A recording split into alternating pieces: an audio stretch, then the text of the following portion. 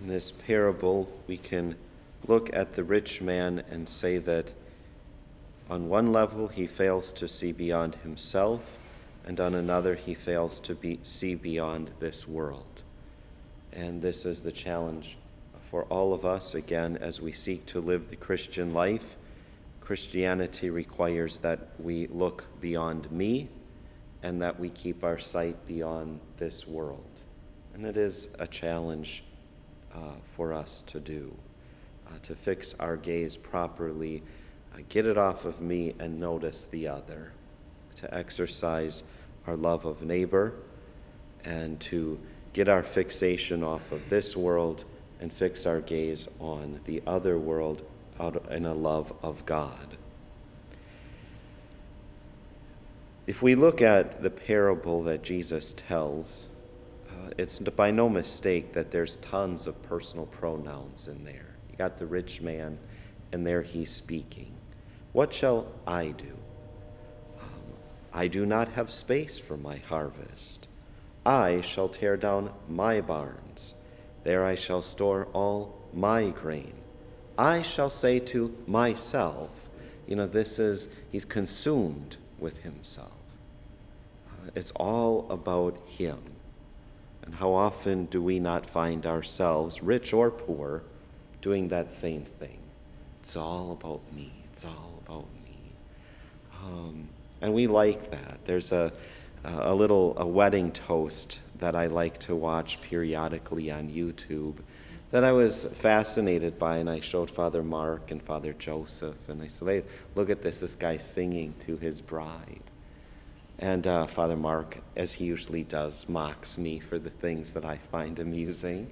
And he goes, what is it that is so fascinating about this? And then he picked on the bride. He said, of course, listen to the words that this guy is saying. He goes, now, what woman wouldn't like a man standing up there making a fool out of himself, singing to her?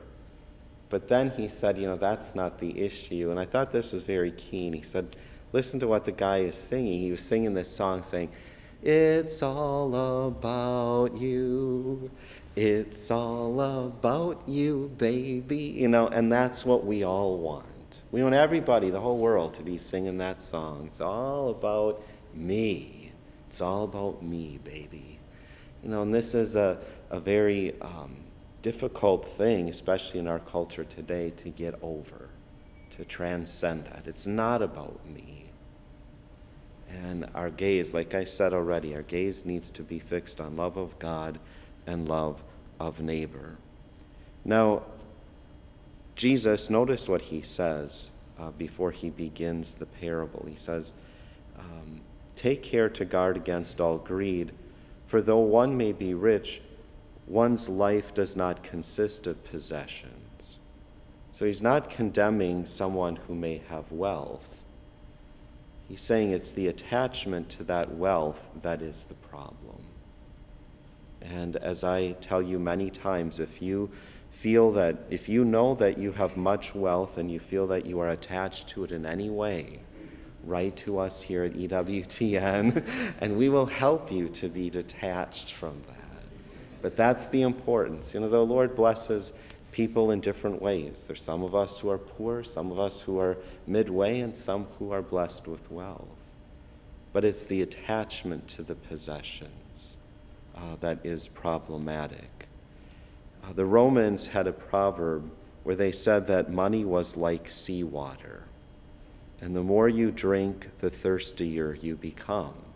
Salt water will make you think it's going to quench your thirst, but you're never satiated. And so that's what was happening to this rich man. He was never satisfied. And so the more he accumulated, he still needed more. And we see this all the time in ourselves and in the world.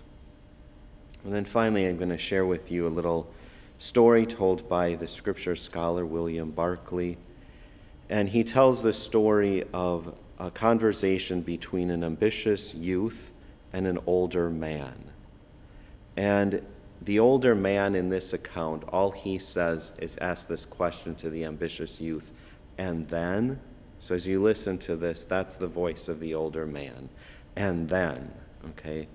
So William Barclay says, the young man, I will learn my trade.